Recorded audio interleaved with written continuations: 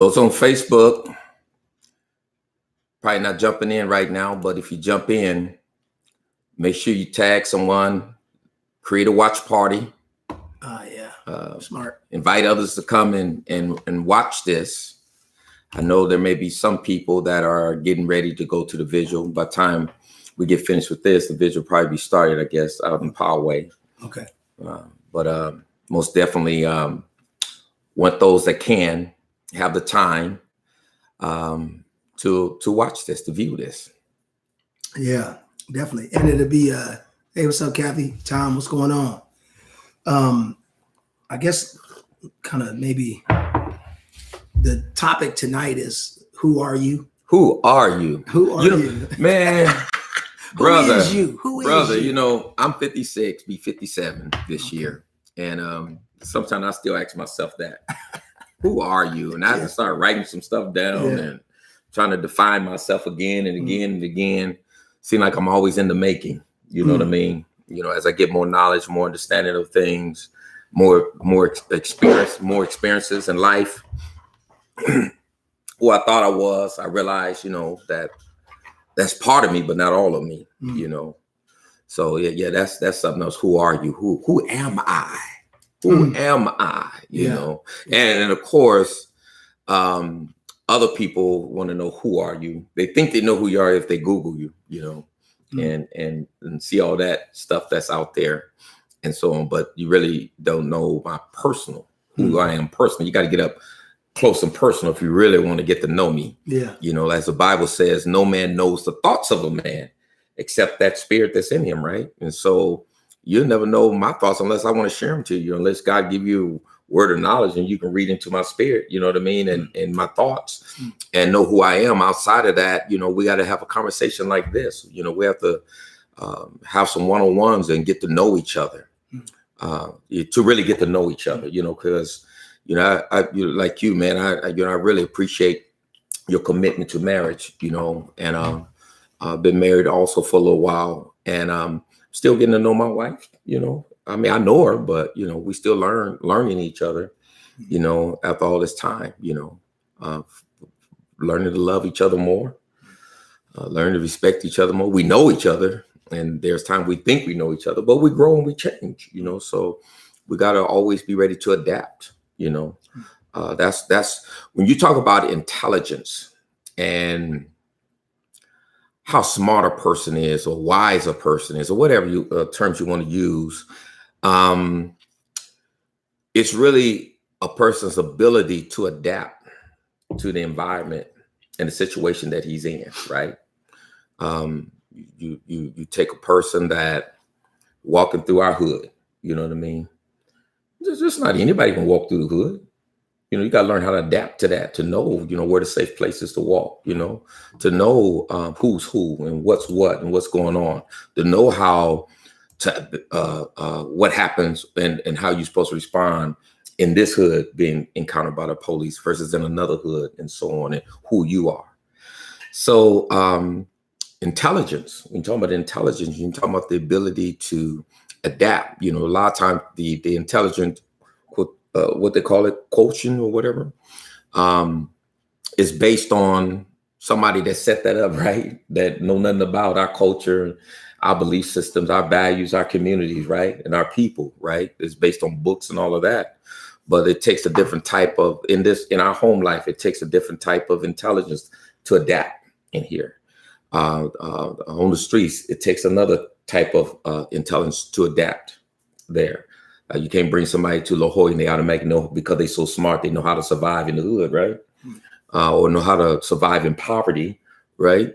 So with people that we call smart and intelligent are not smart and intelligent all the way around, right? Because if they get in a certain situation, if you're really intelligent, you know how to adapt to that situation. And I think there's not the most, this is not racial, but the most resilient people that you can find in America are limited right there.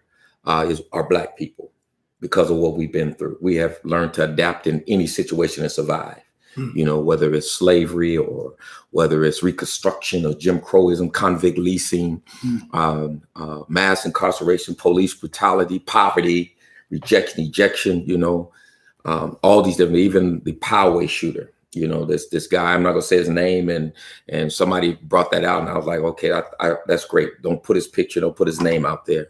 But this Poway shooter, why wouldn't you put his name? Why? Because that's what he wants, the fame and the glory. You know what I mean? And I want to come back on that in a second. Go ahead. Well, only because two things I want to say. One is I think it's important.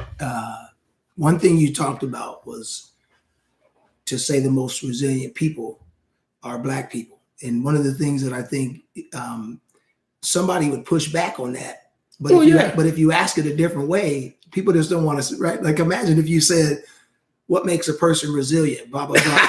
You see what I'm saying? You got to, because people don't want to hear that type of truth. That's why I said it like that. Of course, it's tough for people to hear that type of truth. And so obviously, you know, being tried and true, the people who have had the hardest time here for the longest time are Black people. So the other thing was mentioning the guy, the murderer and terrorist. His name and his picture. Yeah. The thing that I pushed back on someone's post this week, one of my Facebook friends, Emily, put Emily Cottrell. Oh yeah. She put a post up, and one of her friends was like, tried to make it like she did something wrong. Oh, because why does his color matter? And so I just posted to the lady. I posted to the lady that posted, well, I hope you're on other people's posts when immediately they share the blackface, even when he's being investigated or she's being investigated, you share the blackface and their name and you put the worst picture you can find. It happens all the time. But as soon as, and you can see the preciousness in the heart of white people for other white people to come to their rescue immediately without any reservation. That's a good point. Without any reservation. And so my thing is, yes, I understand that there's fame and glory that these people do this stuff for, is fame and glory. But I think there's also a sense of fairness that the fact that they victimize and demonize Black people by immediately showing their face and picture and every negative thing, you just see it. Like they say the Black people are gang members. He or she was a gang member and this or that. And the white person was troubled and came from a troubled past. You know, so I think, there's one side that says don't put the person's picture and face up, but the other thing is I think that equity. I think if we're gonna have equity, we need to have equity. Give everybody the same thing. So so based on the fact that you love all this stuff, let's start off. Let me no, it's good because I think today's topic is who are you? Is based on it, right? It's based on the principle that we're supposed to know those. There's a Bible verse in 1 Thessalonians 5 that says, know those that labor amongst you. And in different translations, it'll say respect those. Or recognize, appreciate. But the word, the Greek word that's used there is a Greek form. It's a form, it's a Greek form of the word oida. Oida, which so you have one word that says no to kind of be sort of acquainted with, which is gnosko, which means kind of like I know, but I don't know fully. But oida is to, and that's what John the Baptist, when I think that's what the Greek word, when John the Baptist said that he didn't know, when he said he didn't know Jesus, and they, you know, there was family, but everything else, he knew Jesus, but he didn't know him as the Messiah. They say that he was the Messiah. It's like somebody until the Holy Ghost, somebody says they meet you and they go, and so I say, hey, have you ever met Bishop Ballard? Oh yeah, I know him, but but see in American language, in the English language, we don't have all the distinctions. Yes, and so in the Greek, that word means, do you know Bishop? I mean, well, I know him, but I don't know him. You know what I mean? And so there's different words for that. So one of the things I wanted to do today is because depending on how this brother always hears alarm go off every week, y'all. That wasn't an alarm. That was a text. That's 7 o'clock alarm. That goes off. His prayer alarm goes off. Let me turn this down though. So one of the things that I wanted to do today, because of the fact that I think it's important, people see your face in the community. They see you on the news. They see you in other places. They do. Of course they do, and it's purposeful. You know what I mean? But what I wanted to know from you is, what is it? If someone was to say, who is Bishop Bowser? Like, so where are you from? Where'd you grow up? Okay. Whew, And man. not everything, just that specific question. Like where did you grow up? You know, how long you been in San Diego? That and kind of a not super long, but just enough. Yeah, to like, yeah, we don't have just let me know, you know, because yeah, I can ramble. you know. Just put me in check. No, you know, in the church, it's one of those, you know, the pastor comes up and goes, "Amen, brother." So I got you. Exactly. I got you. My pastor, when he let us get up and preach, he would ring the bell. He said, "All right, let me get this bell, because I'm gonna call some of y'all. When I hit this bell, he'll come and put your coattail on the back. Yeah. Sit down, boy." This is the all right. So where'd you grow up, and kind of, you know, and just a little bit about, and I want to ask a few other questions, and after that. Simply, I was born in El Centro, California. My mom was born in El Centro, but she was really more than 9, because some of her siblings passed when they were babies and things like that. But she had 9 siblings, and she was the baby. She was a twin, and she was born in El Centro. But the rest of the family came from Arkansas. Okay. My grandfather and my grandmother are American descendants of slavery. My grandmother, half of her descendants are Native Americans, and the other half are descendants of slavery. But my mom moved to moved from El Centro to San Diego because of my aunt, Gerald's grandmother. Okay. Aunt D. She had moved to San Diego, and so my mom moved to San Diego there. But I was 2 years old when I came to San Diego. 2 years old. When I came to San Diego, I went to Crockett. It was called Davy Crockett. I think it's called Rodriguez now, over there in what they call that, Logan Heights area. From there I went to Logan Elementary. Graduated from there. I did the graduation speech. Oh wow! There's one thing that stayed with me, that stuck with me till today. And I believe I'm where I am because this guy spoke this to me, because it stayed in my mind forever. And when I really looked it up, in a sense, he lied to me, but in a sense, he was like trying to put something in me that would inspire me to be greater than what I probably would have been if he wouldn't have said this to me. I was in 6th grade, and I remember I don't know if he was a tutor or whatever he was, but he would come to the classes, and for some reason they pulled me out, or they pulled me to the side, and he would talk to me. And you read books and share with me and things like that. And, you know, coming up, this was like, you know, back in the early 70s. And one time he said to me, he said, "Your name is Cornelius." And he said, "You know what that means? That means you're going to be a leader." He told me that. And something simple like that stuck with me all my life. Like, words matter. Leader. I'm going to be a leader. So the things you tell somebody in the 6th grade, sticks with them. How old are you right now? I'm 56. So that stuck with you for almost 50 years. Simple words. He just said, "You're going to be a leader." Of course, he said some other things, but that's what stuck with me. That you're going to be a leader. You know, I didn't know how, I didn't know what, I didn't know how I was going to get there or anything. But what was in my mind, I constantly told myself this, or rehearsed it in my mind. What he said is that name means you're going to be a leader. So based on that, then, so now one of the things I wonder, because you ended up getting involved in gangs growing up. So up into the 6th grade, like, did you have any gang involvement at all? Was that anything that you thought about by the time you were in 6th grade? I got influenced and pulled towards the gang life when I got in the 7th grade. So how did that happen? How did that happen? Well, what happened was that I was influenced by it because I saw some of the, you know, what you call now the founders, OGs and stuff, of what they were doing.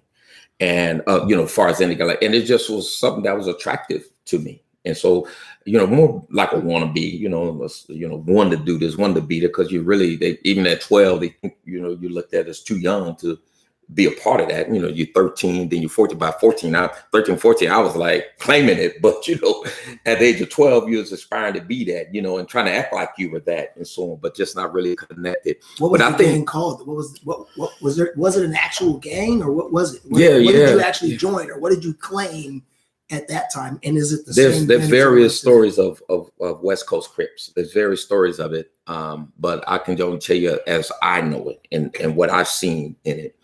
It started out as West Coast LTD. you know, and Is that like West Coast Limited? yeah, West Wow. Coast Limited. They had jackets. They was organized. They had all of that. Was it and an from the actual, story was it from one of actual, my like, bang bang gang, big or was homies it- from, huh? Was it like a bang bang game? No. Or were they just sticking Not at together? first. Not at first. You know, at least from what one of my homies was telling me is that big homies was telling me is that, you know, I forget the name of the lowrider because it was kind of like he put it in back of his lowrider, West Coast LTD. And he got it because there used to be a traffic circle on 33rd and Imperial, a traffic circle that went like that. One pointed east, another pointed west. West was coming towards our set. Oh. And so he took it from. Is that the one that's down by, you said on Imperial? Uh-huh. Is that No, down- I'm sorry.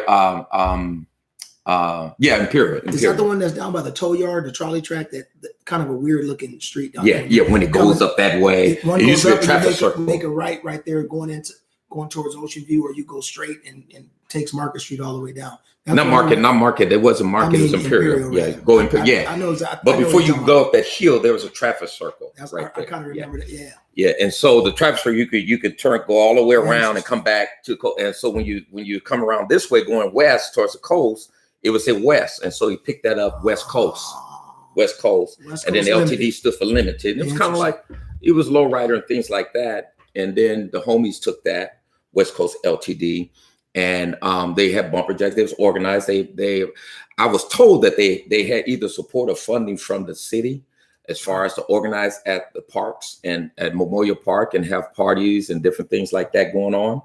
And I remember we used to go up there and it was well organized and everything. But, you know, the homies know you, they was rowdy too a little bit. And then from there, West Coast, what I remember, you know, big time. I remember West Coast LT. I even got my big homie even gave me one of his jackets, one of the original jackets. You still got it? I have not, because I gave it to one of my homies. Oh. I didn't want it no while there. You could have that, man.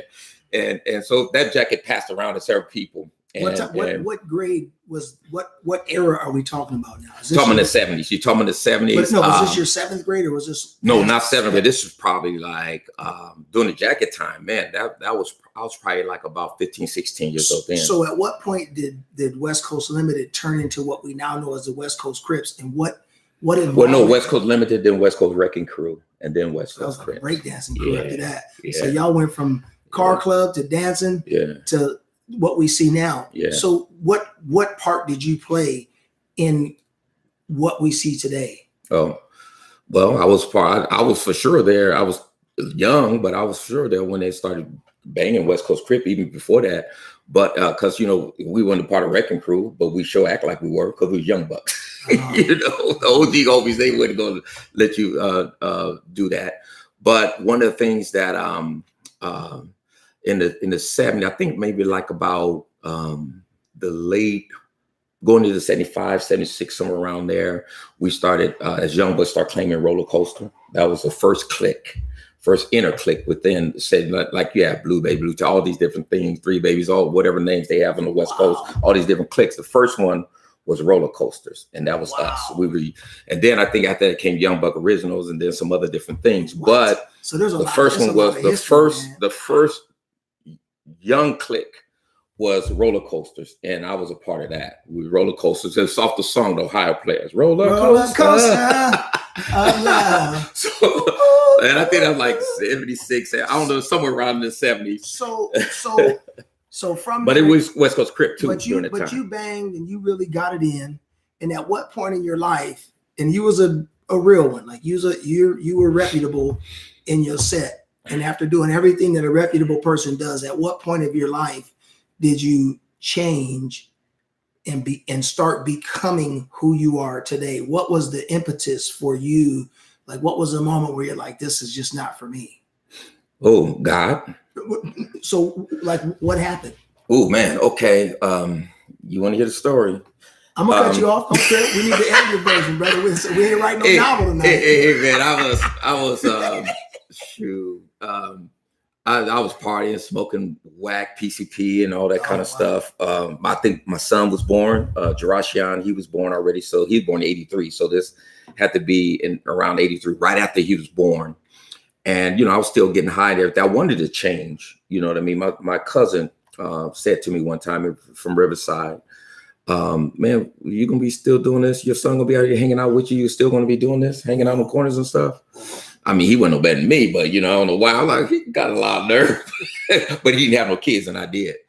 The son was just born, and so it makes you start thinking like you want to change, right? I remember I got into an argument with a blood from across the ways in San Diego on the phone, and my son was born, and he was talking about killing me, you know, and killing my son, baby. My son ended up being from out there, Skyline, and he ended up getting killed by some of my homeboys. It had nothing to do with me, but he ended up getting killed a couple of weeks after that, after he had threatened me by some of my homeboys and stuff. But he threatened to kill me, and he threatened to kill. He said, "I'll kill your son, your baby too," you know, and that bothered me.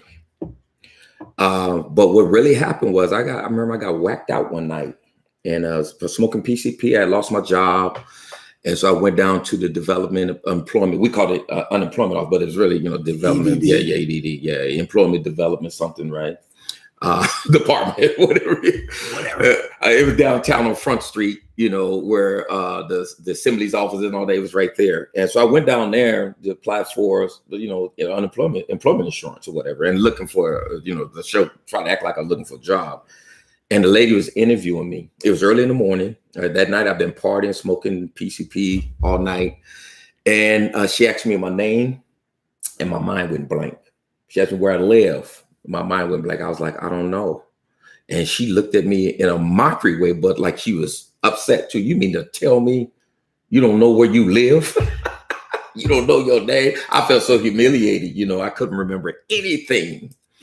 And I remember catching the bus back to the set. I was on 32nd, right off 32nd Market. I was sitting in front of a building. I forget where I was, but I thought it was a church, but I don't know what it was. I was sitting in front of a building, and I saw somebody walk by there. And because I was sitting there saying, let me get away from this building before they think I'm trying to break in.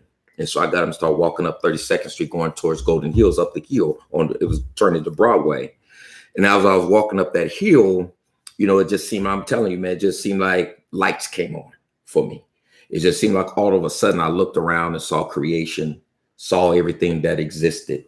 And I said, there's a God somewhere. And I want to know who this God is.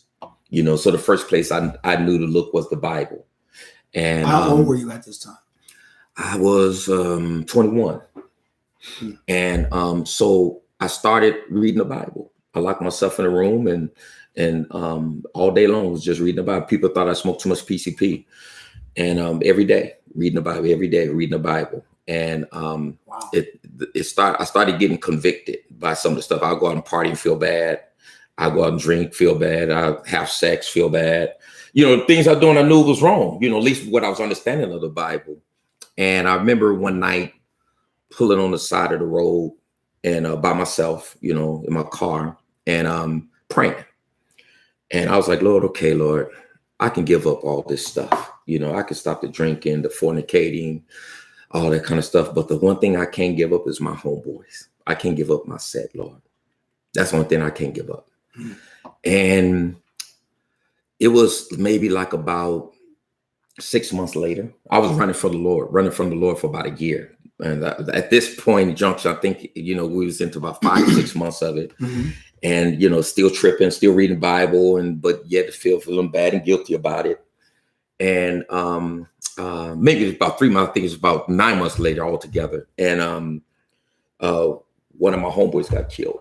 And most people know that story, but my homeboy got killed. And I was with him the night he got killed. He walked down the street and somebody shot him in the head. And I think in the chest. And one of my homeboys came and said, hey, man, let's get out of here. Dustin just got killed. And I said, no, I just saw him. He said, man, I'm telling you, he's dead right now. Go down there and look on the corner. And so I went, because I was in the apartment. I whacked out. And I kind of felt like, man, you know, if we would have never went to his house, maybe this wouldn't have never happened. Because me and my homeboy went to his house. Hey, man, so he was selling PCP, he was selling some Sherm. We're like, smoke one with us, man. Smoke one. And he said, man, meet me down on 30th and Imperial. By Mother's on the set. We say on the set. And so he met us down there. We went, it was across the street. There was a little vacant lot. We went in the vacant lot and he smoked one with us, man. And it was good. I mean, well, it was potent. I should say not good. I know what you mean.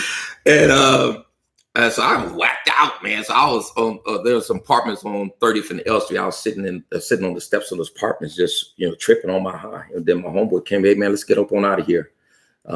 Dustin just got killed. I'm like, what? No. So we were just with him. Yeah. He said, no, I'm telling you, man. He said, no, man, I'm telling you, he's dead right now. Go down there and look. So you go down there. It's true. Yeah, right. There was a restaurant, Fred's restaurant, and he was right on the side there. And I went down there. He was still laying on the ground. It looked like he was trying to block who was shooting because he was like this, laying down on the ground, and nobody was standing around there. Police, nobody was there yet. And when I looked at him, God was dealing with me now, because I had homeboys get killed before. God was dealing with me. And the first thought that came to my mind is, that can be you down there. You know what I mean? That can be you. And because I have this God thing, I'm wrestling with it. And so some of the homies, we get in the car, I'm thinking, I'm thinking Bloods did it, we're going to go put in some work. And, so I'm getting in the car, they go down 33rd and start getting high, smoking more PCP. I got mad. I got out of the car like, man, the homie is dead. And y'all going to come down and get high? I'm out of here. So I got out of the car and left. I didn't smoke it or anything. I was upset. And so I can't remember whatever happened that night. I remember I went home and I came back to the park the next day because I said, I know the homies, you're going to want to get down on this one, So I go. So you went from, so you saw him and you're like, we about to get retribution. And that's what you're hoping everybody's going to say. Mm-hmm. Where was God at in this particular thing? Like at what point? Because how was this used as you saying, I'm going to turn? Yeah, because my thought was, because remember I said that the only thing I didn't want to give up is my homies. And when I got out of the car, my thought said, is this what they'd do if I was dead? Is this what would happen if I'm gone? And then when I went up to the park, Memorial Park, the next day, all the homies was up there. And a lot of the homies, my clique that I ran with, all of them was in prison. You know what I mean? So thank God had them all gone because you already know what that would have been like. Exactly. Exactly. So is this the next generation? No, it was homies, but you have your cliques that you run with. You have your groups that you run with and that you're closer to than others. And so you realize at that point they ain't gonna do what I'm doing. Well, no, you have down homies and stuff. No, at that particular time. Well, no, what come to find out when I went to park next day and hearing and listening, people they didn't care. They were glad he did. And then if hearing rumors, it's just rumors that, when the homies did it. But that was enough for me. That was enough for me. And when I left the park, my mind was made up like, okay, you know what, Lord, you got me. Okay. I said that, one thing I couldn't give up is my homies. So now he made it impossible for you to stay with him. He already took. There's no loyalty here. So the only homie I have, and that's the only friend, when I left that park, I felt like the only friend that I had was Jesus when I left. So from that, and it just so typical in the neighborhoods, that's one of the things that, like, from doing prison ministry all these years, I realized that, like, you see these cats and they running around the prison busted up, like they don't have on new clothes, and it's like ain't nobody taking care of you out here turning up and got your set tattooed everywhere. Ain't nobody even thinking about you. You know what I mean? And so and it's just unfortunate. So from there, and let's fast forward. Now you're in church, you're doing the things that you're serving God and stuff. And like what was it? How did you end up like believing that, like the issue of social justice and the way the law affects people, like where you are today, like? Oh man, I was not there when I first got in church. No, I get, but when did that shift happen? I think that's typical for everybody. I think it's a great path. I don't think a person necessarily comes into church and then all of a sudden you feel like social justice matters. I think that first, because I think our just like we talked about yesterday, by the way, that was a great inaugural. First annual, Well, it's inaugural, and then it's the second annual. Inaugural is when it's inaugurated. It's not really first annual. I got you. Yeah, there you go. Because first annual is the second time around, brother. Yeah, you're right. Because a year is an annual. Yeah. So it's you're inaugural, whole body, whole awakening. Oh, community awakening. And great thing talking about mental health and stuff. And we're trying to address the whole person. It was really good. So I think one of the things that we talked about yesterday in in the moderated panel that you allow me to do. Thank you for allowing me to do that too. Oh, you did an excellent job, man. Appreciate that, it, brother. Thank you. One of the things that has been on my heart a lot over the last few years, something I thought a lot about, is our theology affects all of our, or a lot of our ologies, right? And one of the things we talked about yesterday, theology affects psychology, the way that we process information, right? And then it affects our sociology, how that processed information, how God affects that information, or how that information relates to God. So knowing God is important, which puts information in our brains, how we decide that. And then sociology. So from psychology to sociology, how that information in our brain affects the way we treat other people that are around us, right? And then our theology also informs our methodologies, the methods that we set up. So in other words, if I have a right understanding that God is going to do things for me that I don't need to, God, whatever is meant for me, if that's something I believe or don't believe, it's going to tell if I set up a system that allows me to cheat in order for me to get something I want. That's a theological implication. So I think it's important for a person to come into church and then to learn about God, so that the things that motivate that person are motivated by God. So it makes sense that you didn't just become a Christian and all of a sudden you're in the streets. I'm not saying it doesn't happen, but so what was it like? At what point in your Christian walk as a pastor did you say, you know what, like, this stuff matters? What was that point in your life? Well, I always wanted to, because even before I became a pastor, I had a youth program called Let Us Make Man Outreach Services. And it was a community-based organization and educational. And it was gang and drug prevention back in the 90s. So how long have you been a Christian at that point?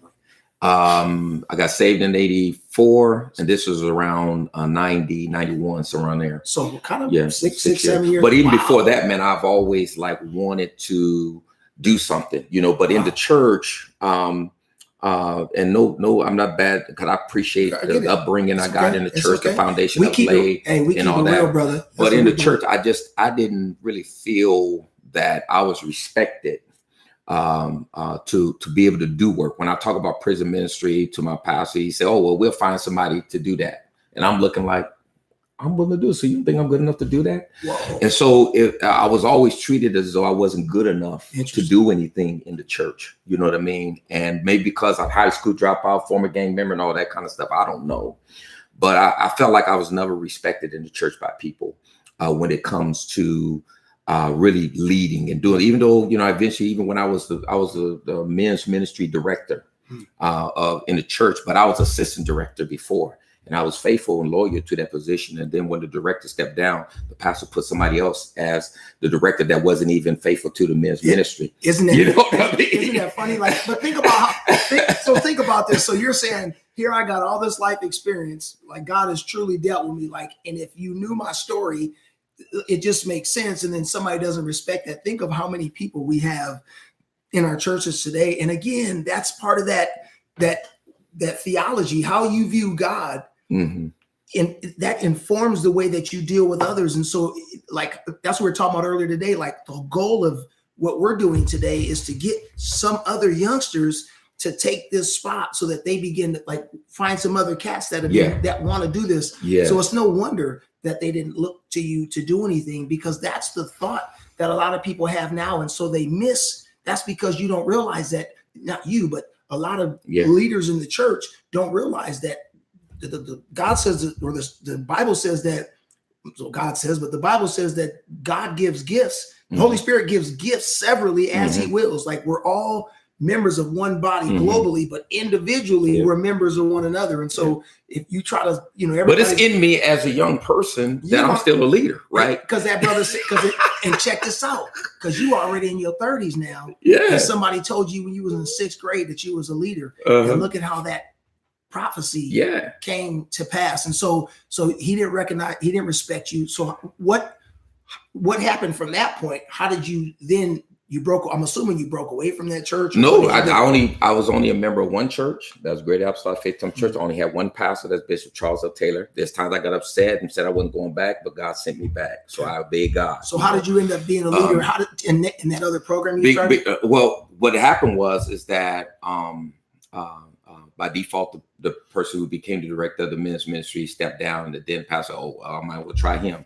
And of course, I took that to another level. But what happened is that I felt like that, we should be doing more. And who really inspired me? One of the inspirations that I received was from District Elder Buddy Hauser. You know him, right? Yeah, because when he got out of prison, he came out. He got saved in prison, but when he got out of prison, he came full scale, started jamming for Jesus, the ministry. So that kind of inspired me. Like, man, he doing it. He doing it. I can do it. So that really encouraged me and inspired me. And so that's when I started my organization, Let Us Make Man Outreach Services gang, and some of those kids I was working with and mentoring and stuff. Right now, I'm still in contact with today, and they like close to 40 years old and stuff like that. And so I did that program from 92.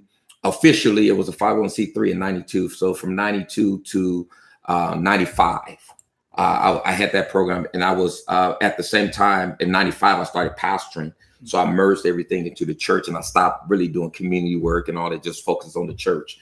And still, working, helping people, because with my job as a business agent, I had access to a lot of employers at the UCSD hospital. And so I had a homeboy that had sent somebody to me, said, hey, man, see if you can get this guy a job. So I started getting a lot of people who was getting out of prison jobs and stuff. So my homeboy, so word got out, and people were sending folks to me. And so I was able to get them jobs because I knew some of the employers within. I didn't realize I was doing prison reentry work, but that's what I was doing. This was back in the 90s. And so people would get out of prison and come look for me. They would call me, say, thus told me to get in contact with you, said you can help me get a job. Homies in the prison telling them. And these are people that I don't even know and so on. And then the homies, they would call and check. Was this before you became a tradesman, or was this? No, this I was never a tradesman. I was a business agent. This was a time when I was a business agent. A union representative, business agent. Union representative. Oh. I represented the union. But you didn't work for the union? I worked for the union. So that's what you had a trade. What trade were you doing? It wasn't trade. It was service employees at UCSD. Well, so really, when I was a business agent, I was over. We had 3 bargaining units. We had clerical bargaining unit. At that time, we had the clerical. We had we had technical patient care, like the sort of LVNs and certified nurse assistants, and we had service, which is custodian and dietary, groundskeepers, janitors, and custodians and things like that. And all those were union workers. And stuff. Yeah, they're part of 3 bargaining units, and I represented all of them here in San Diego. So you're doing this. You're in church, you're still at the same church, and you're doing all this stuff outside of the church. And so now, what did you give up the stuff that you're doing in the church? Did you give that up? No, I was still busy in the church until I started pastoring. What were you doing besides? What were you doing ministry wise? It's funny how people separate. We separate the sacred stuff, the Sunday stuff, from our secular stuff, the stuff we do during the week, which really it's all encompassing. That's why people say, "Are you a minister?" You go, "Yeah, we're all ministers." Right. Minister is a servant, right? Everything you do. So, what were you doing? I guess in your Sunday work, stuff that belongs to the church, and versus what you were doing outside of the, in your union steward stuff. How did you merge those two? Oh, okay. Well, or did you? But no, it was 2 separate, because the church was about being about the church and being between those walls and stuff. Of course, they go out to evangelize, but it's just to win souls, not so much to meet the needs of the community. Isn't that interesting? And so, it was about souls, but it was about them coming to church and being saved. And that was pretty much it. But I was, preacher, I was, I think, men's director. And at one time before that, I was vice president of youth department, but men's director. And so I was involved in that. I had my youth program, Let Us Make Man Outreach Services. I was a business agent for the union, University of San Diego employees. Then I ended up having UC Riverside also, and UC San Diego, both. I had both of them. So I had to go up there like once a week because it's a smaller campus. But I had both of them representing all the employees, part of the bargaining team, all that kind of stuff. I came up in the ranks in the union. I came up as a steward. Then I ran for vice president. I ran for president. So I was president of my local 3258 at that time. Wow. And also I was the vice president of the state council, which was Council 10. And then of course I had, I was having my lock-in youth retreats. Every now and then we'd go into Donovan somewhere and speak and so on, because there was a sister who went to our church that worked at Donovan. So she would get us in there sometime to go in there and speak and talk to the guys there, doing graduation and things like that. But then in 95, I started pastoring. And really, I kind of like, which I regret now, but back then, you know, I shut down everything and I was just focused on pastoring, you know what I mean? And I was still a business agent and still helping people there. And the other thing I was doing that I didn't realize back then, that I was, you know, what I was doing, because I'm just focused on ministry. I'm gonna help people, but when people would get shot, you know, I'm at UCSD, so when people got shot back in the 90s, man, you know, I would see somebody, hey, what you doing here? Oh, dusting us up on the 3rd floor, just got shot, blah, blah. So I go up and pray with them, minister to them, talk to them. And that happened a lot, especially, you know, back in the 80s and 90s, man. So some of my homeboys I was going to see, some of the Bloods I was going to see. What motivated that? I guess that's ministry. I knew I was a minister, a servant of God, and it was, you know, the love that we have, you know, understanding our purpose and call, you know, hey, I'm not just here to be saved and go into glory. That's the ultimate, but help somebody else too.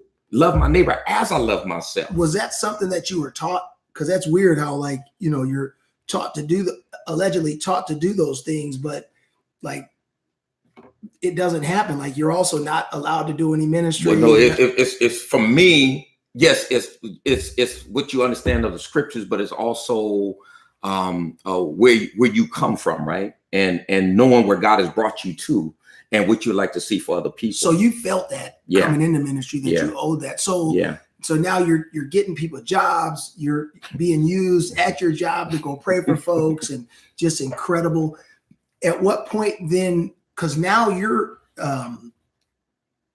which is one of the things I really, really like about you, that what I respect the most. I don't even know if it's the most, but the thing I guess I noticed the most, because it's not something that I had seen a lot. It wasn't until about like probably 5 years ago, I think, when we met in Philadelphia. It was like 5 years ago, whatever. We shared a room, and I know I walk in and the big homie. And we supposed to hook up when we got back, and I mean we still communicate a little bit, but I walk in the room and it was like Debo was on the bed with a tank top on, like I'm about to go to the gym, homie. I was like, do I got the right room?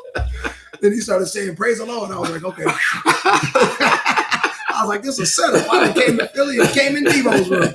But one of the things that through getting to know you and realizing that this brother's a pastor, and like you really like are like you're in the community, like really, and I hadn't really met no other pastors who like felt a call to the community. That's where I feel at home the most, you know. But see, man, that's where I feel accepted the most. You know what I mean? But see, and that the reason why that's so deep is because I wonder how many other people that's in the church today don't feel at home in their church, and they only go out of a sense of guilt and you know what I mean, because they don't, like, you sit in service and you like if you're sitting in church and you're dreaming about the stuff that's happening outside, the people a lot of times in church will make you feel guilty about that.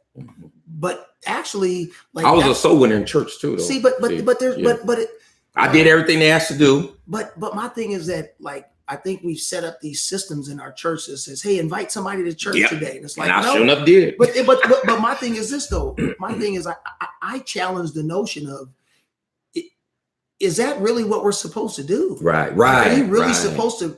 Is evangelism really going out and bringing someone to church so that then you have a whole bunch of people who have no idea what they believe? Exactly. Don't know who they are, like we're talking about right here. And then they're in on Sundays and you don't know what they're doing.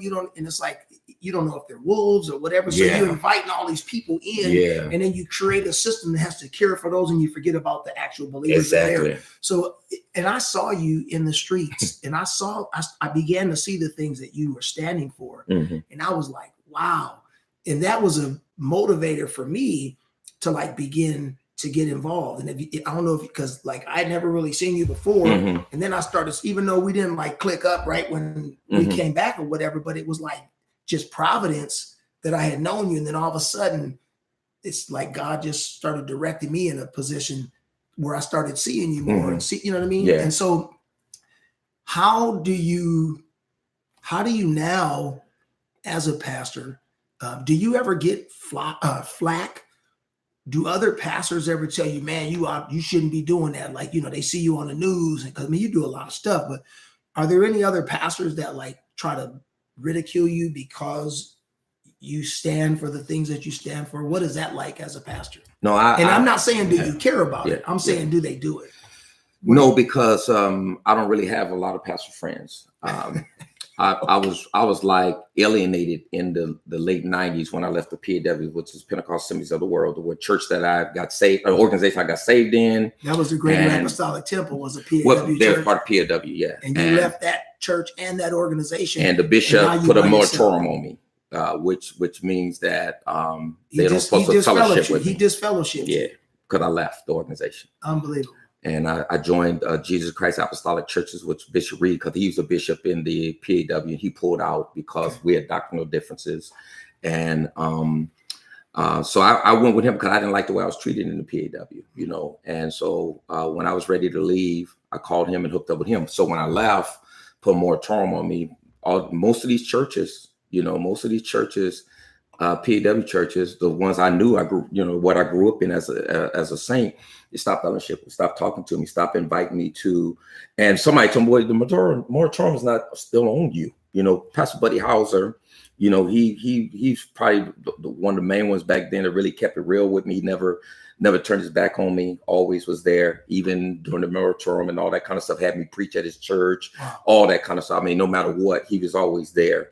A lot of the other ones came around after, but he was the one that was always consistent, never ever changed. But everybody, and then there was some pastors that would say, I ain't honored that moratorium, but they never invite me over to their church. And there was some pastor I invited to a church to preach and speak. I would go and listen to them preach, but they would never come hear me preach. They'd never invite me to their churches and stuff. So I've been alienated, you know, from the pastors that I know and of my faith and my doctrine denomination.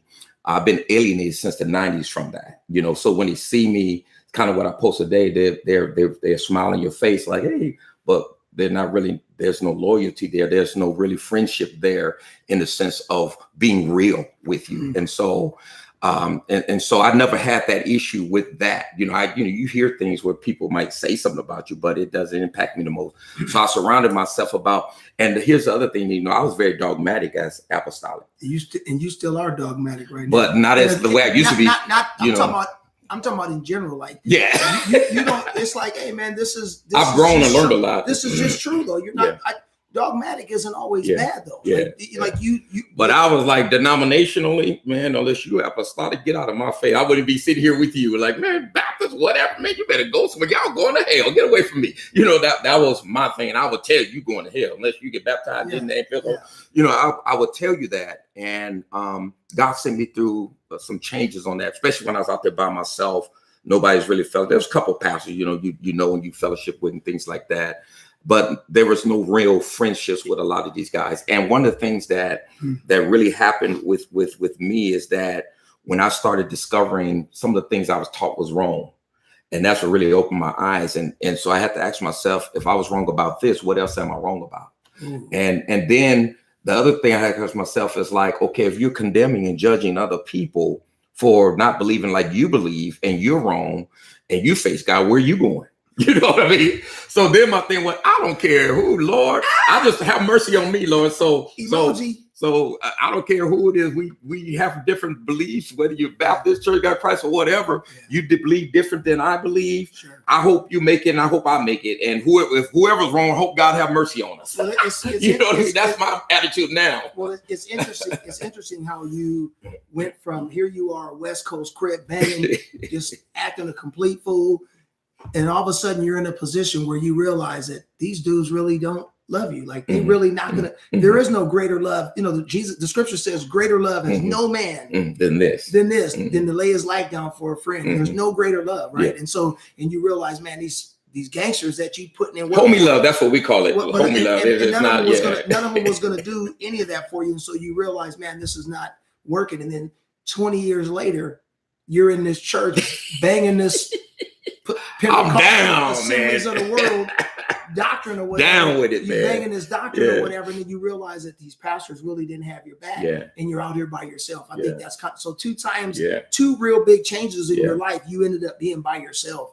Well, I all the way to the day. I don't think, you people talked about me because our church we was in a house one time. I know God called me to be a pastor. I don't care if I have 3 people, man. I'm going to pastor those 3 people like they're 1,000. So I don't.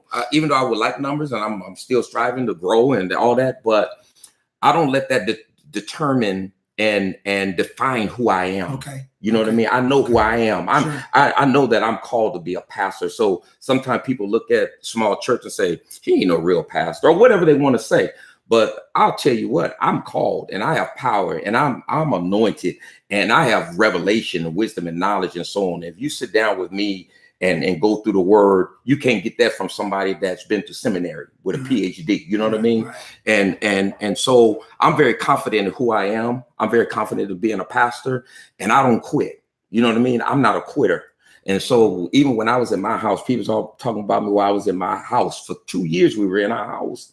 I still pastored, man. I still stuck with it, and it had some folks. It wasn't just me and my family. We had people that packed that house out and so on. But, not like some that have hundreds of members and things like that. And sometimes when you're small, people discredit you or they dismiss you. You know what I mean?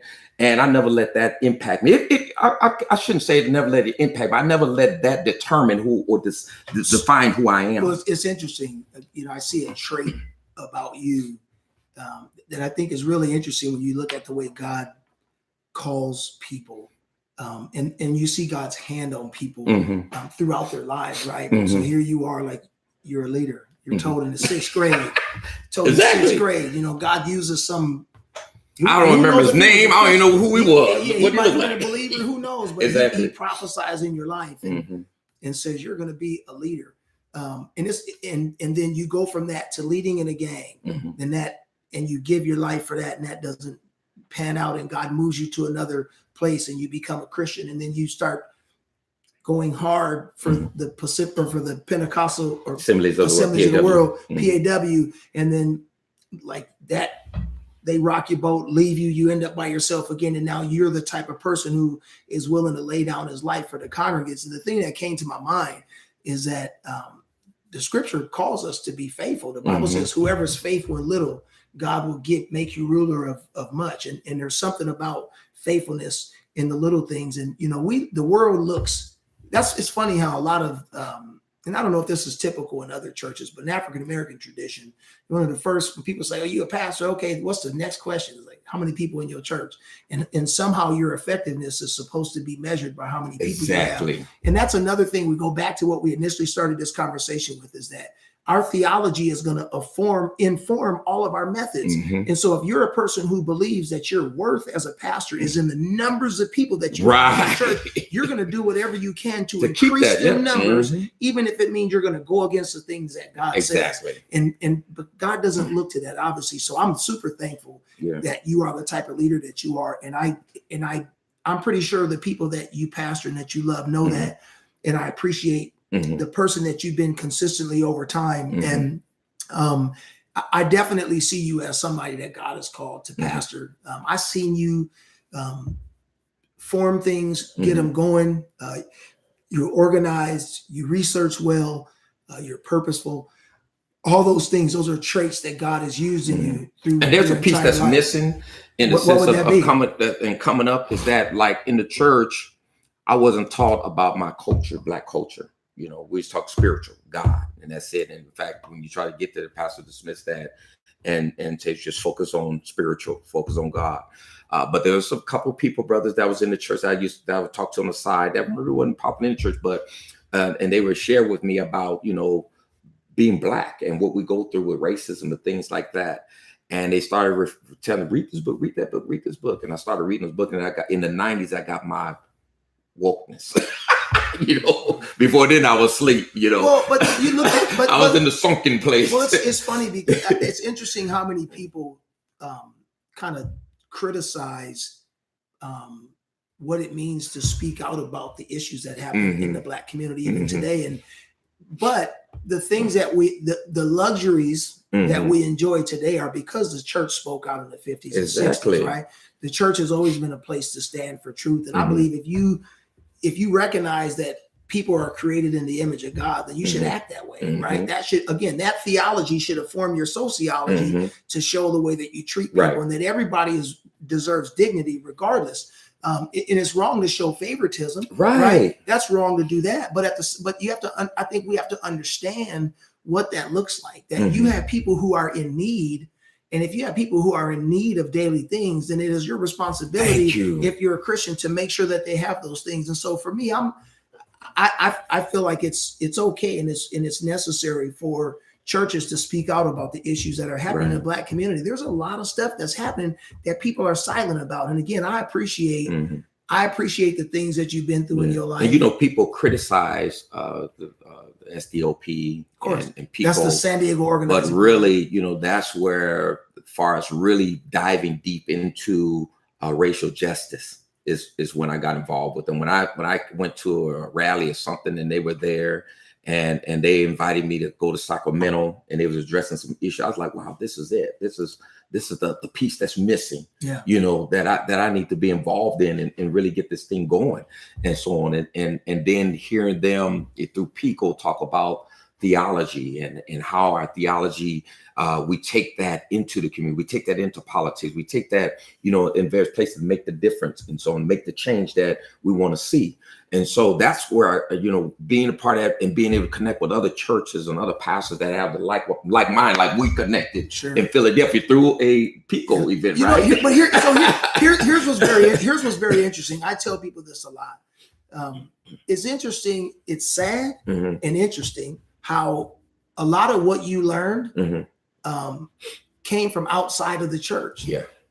I mean, I'm talking about as far as people, and it's unfortunate that the church, in a lot of senses, not everywhere. I'm not making an indictment on the entire body of Christ and nothing like that. We love you. Of course, but I'm saying just in general, the church has been relatively silent, at least publicly, right? And a lot of it has to do with media. I understand that. So but for all intents and purposes, and money, of course, the nonprofit status, of course. But for whatever, my point is that all churches ain't quiet. But my point is, a lot of what we hear about needing to care for other people, the narrative is framed and a lot of times by unbelievers, people who are not Christian, and it's things that the church ought to be doing, and the church is losing its reputation as being people who care about the Imago Dei. We have about 4 minutes, about almost 3 minutes. Interview? Nope, next week. Okay. It's all him next week. Oh man, you give me a whole week to think about this. But I thought it was good, man. This was really good, and I just. Man, again, I always say that. Let me just say about me, the best is yet to come. And for me, that's where I see the best part of my life hasn't even come yet, and I'm excited and joyful about it, and I think I wouldn't take anything back. I thank God for my whole life experience in the church, in the streets, everywhere, because it made me who I am today. I thank God for my failures. I had some serious failures in life, but I've learned and grown from. There were times where I wanted to give up and throw in the towel, but I learned from that. And so I learned so much from what I've been through. I wouldn't take anything back because it made me who I am today. And one thing that I thank God for is the strength that He has given me to go through what I've been through, because that's one of the things I was going to say. Y'all see the arms on this brother? Mentally, physically, emotionally. Next week he gonna show up in a tank top. My wife would get me if I did that. She come ain't in let me with do your barbells and just do like this the whole time. She ain't gonna let me do that, man. But I'm really thankful. I'm thankful to God. I'm thankful for the experiences that He has given me, all the rejection, everything you learn from that. And I thank God for people like you and many people in the community that just embraces you, and allow you in, and people that it amazes me because you've been so rejected in many other arenas. And then people are calling you, hey, can you do this? Can you do that? And because you're so glad to be accepted and found somewhere to fit in, you just run into it. You know, sometimes when I even thinking like, did you pray about that and ask God, should you do that?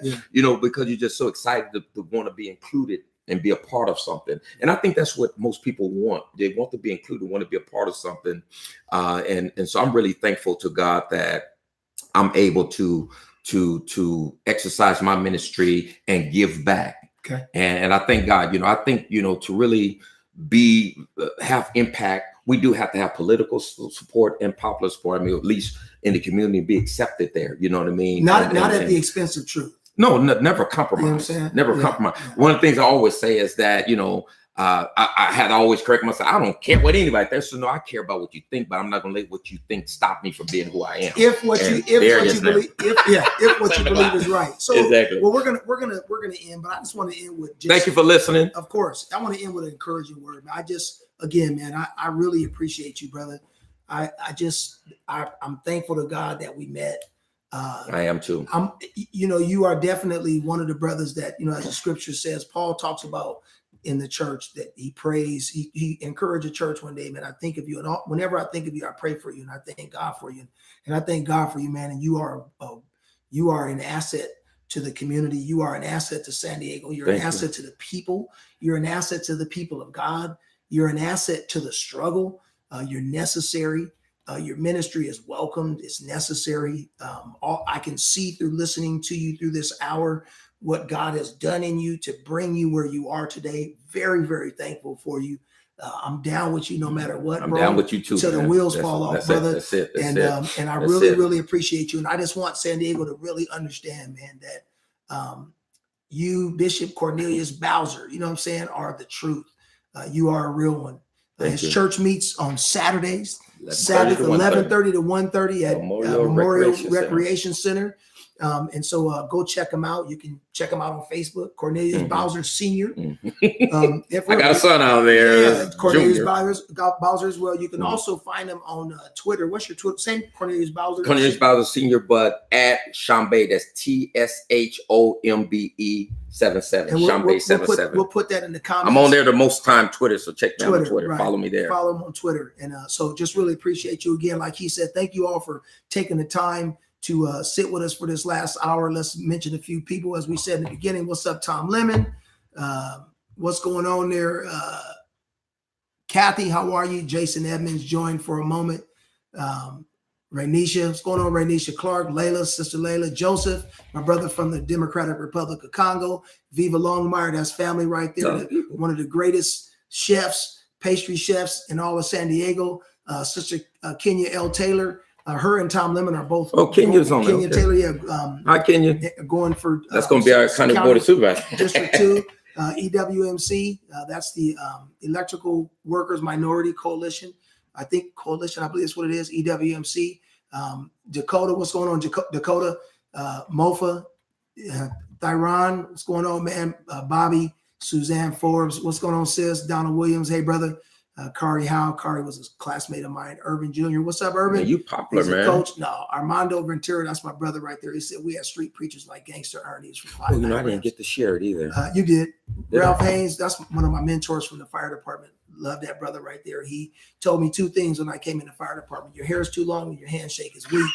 And I went home and shaved my hair right down to the white meat. Mitty Clark, how you doing, Sister Mitty? She just got married recently. Congratulations. Welcome. We went to church together for a long time. Andrew Strong, you guys know him. County Board of Supervisors, Chief of Staff, powerful brother from the great state of Louisiana. Ricky Preach said, amen. Thanks for joining. Beto Vasquez, Anthony Reese. What's up, Reese? Angela Davis, classmate of mine from back in the day. Really, really cool. Okay. So the Electrical Worker Minority Caucus is what EWMC is. Brother Steve Stepp is active in that, doing a lot of good stuff. So thank you guys for joining us. We love you. We appreciate you. Thank you. No one told you that they love you today. We love you. And we're here for you. It's all about love. Right on Black Community Collective. We signing out. Thank you. Good stuff.